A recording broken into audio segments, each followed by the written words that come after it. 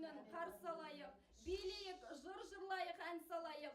Қаһарлы қыстан өтіп наурыз келді, арқаны кеңге салшы уағайын.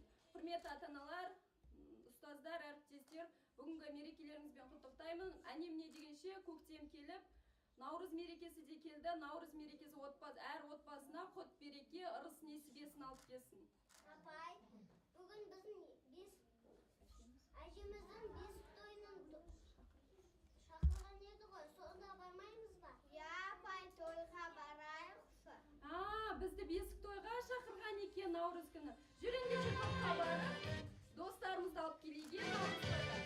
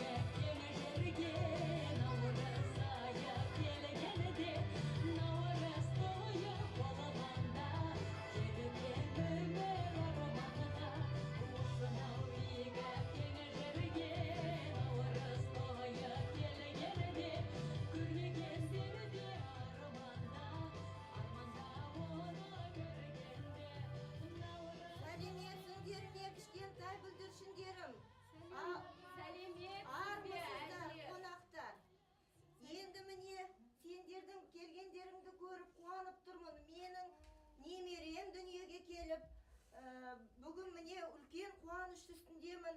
Сол немеремдің бүгін бесік тойына міне өздеріңіз жиналып қалдыңыздар.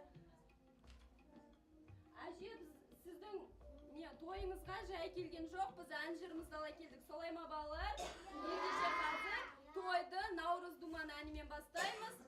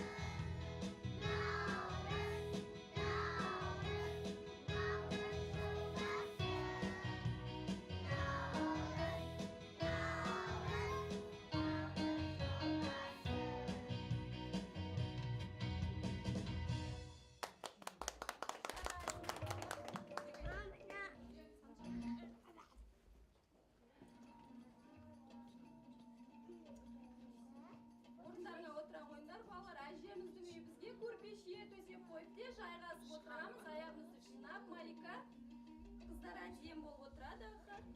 Ой, жарайсыздар. Халқымыздың ежелден келе жатқан дәстүрінің бірі, яғни ол бесік той. Балалар, бізді әжеміз бүгін бесік тойға шақырып отыр. Әжеміз немерелі болыпты наурыз мерекесінде. Әжеміз бізді бесік тойға шақырып отыр. Қазір әжеліміз сол бесік тойының сыр-қырымен бізді түсіндіріп өтеді. Ал енді балалар, міне менің үйіме бесік тойға қош келдіңдер. Мынау міне алдарыңдағы бұл бесік, бұл қазақтың ежелден келе жатқан бесігі. Бұл бесікті өздерің көріп отырсыңдар. Талдан, ағаштан, таза ағаштан жасайды. Тек жасап қоймайды, оны оюлап, өрнектеп, әдемілеп қояды. Міне біздің бұрынғы ата-бабамыздан келе жатқан қол өнердің бірі осы. Ал енді балалар, бұл бесіктің өзіндік баланы бесікке салудың бір мағынасы бар. Бұл тал бесік дегеніміз бесіктің ішінде өзінің кішкентай ғана баланың үйі сияқты. Бұл ең біріншіден тазалық, бұл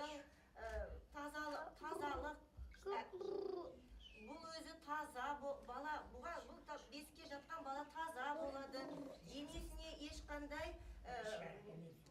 суық тимейді, іші жылы, ешқандай қорқыныш болмайды балада. Міне, осы бесіктің өзінің құрам бөліктері бар. Мынау бел баулары, міне, қазір мен сендерге астынан бастап бесіктің өзін көрсетейін. Бұл тал бесікте, міне қараңдар балалар, ортасында тесігі бар, міне. Бұл тесікті баланы дәрет алуына арнайы жасаған. Ағаш бесікке ең бірінші бесікке салар кезде ырымдап, мынандай тәтті, дәмді ши бауырсақтарды әзірлеп, тойға мен өзім дайындап қойдым. Енді аластап қойған бұл бесігіме қазір мен тыштыма саламын. Бұл тыштыма дегеніміз балалар өзінің ырым жоралғысы бар. Баланың қарны үнемі тоқ болсын деп тыштыма саламын. Кәне, тыштыма балалар? Тыштыма? Ал әйтіңдер, ауызтей бұрымда үйлеріңе балаларға апарып кішкентайлармен өздерің бірге жейсіңдер. Ал енді бұл жаңағы тесікке түбек қойылады балалар. Бұл түбек дегеніміз киізден жасалады. Киізден орнатылады осы жерге.